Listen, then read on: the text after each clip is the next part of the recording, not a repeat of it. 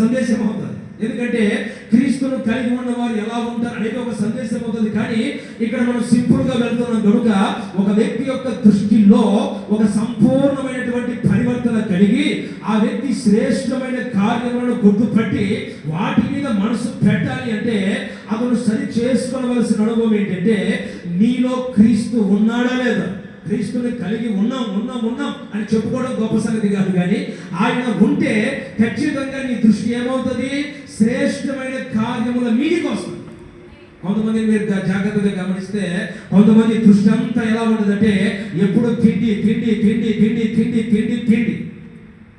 అవునా? బైబిల్లో రాయబడింది కొంతమంది గట వారి కడుపే వాళ్ళ దేవుడు అన్నాడు. ఎవరట? ఏంటంటే ఉన్నారు పోయారా? వాళ్ళ కడుపే వాళ్ళ దేవుడు. అంటే తినటం తప్ప పాడటం అని కాదు, కానీ తినాలి. కానీ నువ్వు ఒకవేళ నీ హృదయం అంతా ఎప్పుడు కూడా భూ సంబంధంగానే ఉండకూడదు. నీ యొక్క దృష్టి ఒకవేళ రోజులు గడిచే కొద్దీ నీ దృష్టి మార్చబడుతుంది. అది కూడా శ్రేష్టమైన కార్యములను గురించిన వివేకం. ఇదిగో ఈ వివేకము రేపు దేవుని ఎదుట నిర్దోషిగా నిలబెడతాడు. ఆమె ఇక రెండవ మాట కూడా గమనించండి. శ్రేష్టమైన కార్యముల గురించిన వివేకం ఎప్పుడు వస్తుందంటే మొదటిది ప్రార్థించే అనుభవాలు నీలో నుంచి దూరం కాకూడదు.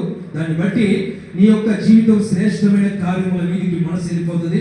రెండవ మాట, క్రీస్తు నీ హృదయంలో చక్కగా నివసించగలిగితే క్రీస్తును బట్టి నీకు వచ్చే అనుభవం ఏంటి, శ్రేష్టమైన కార్యముల గురించిన ఆ అవగాహన నీలో వస్తుంది. మూడవ మాట, యెషయా గ్రంథం 5వ అధ్యాయం 2వ వాక్యం. ఇది ఒక ఉపదేశం లాగా సరి చేసుకోవటానికి. యెషయా గ్రంథం 5వ అధ్యాయం 2వ వాక్యం. ఆయన దానిని బాగుగా త్రవ్వి, ఓకే, రాళ్ళను ఏరి, కొంచెం గట్టిగా. ఆయన దానిని బాగుగా త్రవ్వి, రాళ్ళను ఏరి అందులో శ్రేష్టమైనటువంటి ద్రాక్ష తీగలను నాటారు. గట్టిగా చప్పట్లు కొడదాం ఒకసారి. కొట్టాలి గట్టిగా, సంతోషంగా కొట్టాను ఒకసారి. హల్లెలూయా. చూడండి, ఇక్కడ రాయబడిన మాట కూడా సంఘమును ఉద్దేశించి దేవుడు చక్కగా మాట్లాడారు. ఇక్కడ ఈ శ్రేష్టమైనటువంటి ద్రాక్ష తీగలను దేవుడు అక్కడ నాటాడట సంఘంలో.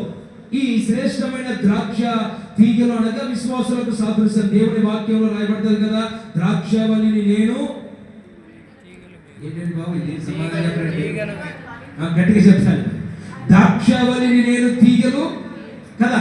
ఇప్పుడు దేవుడు ఏం చేశాడు అక్కడ, ఈ ద్రాక్షవల్లిని శ్రేష్టమైనటువంటి ద్రాక్షవల్లిగా దేవుడు